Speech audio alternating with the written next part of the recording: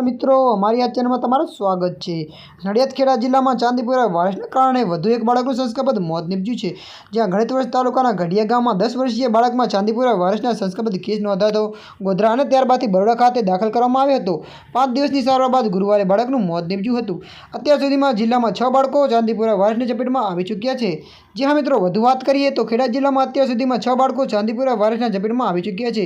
જેમાં અગાઉ મહેમદાબાદનો એક બાળકનું સંસ્કારબદ્ધ મોત નીપજ્યું હતું। તેઓમાં ગુરુવારે ગણેશવર્ષ તાલુકાના ઘડિયામાં ગામમાં 10 વર્ષીય પ્રતિકનું મોત નીપજ્યું હતું। બાળકમાં ચાંદીપુરા વાયરસના લક્ષણો દેખાતા આરોગ્ય વિભાગ દ્વારા તેને સારવાર શરૂ કરવામાં આવી હતી।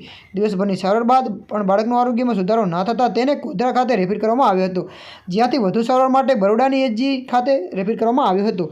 5 દિવસ ચાંદીપુરા વાયરસના સામે ઝૂંઝતું બાળક ગુરુવારે દમ તોડ્યો હતો। બાળકના મોતથી પરિવાર સહિત ગામજનોમાં શોકનું મોજું ફરી વળ્યું હતું। જ્યાં મિત્રો અત્યાર માટે આટલું। મળીશું નવા અપડેટ સાથે। જો તમને અમારા વિડીયો પસંદ આવે તો લાઇક, શેર, કોમેન્ટ, સબસ્ક્રાઇબ કરી દેજો। ધન્યવાદ।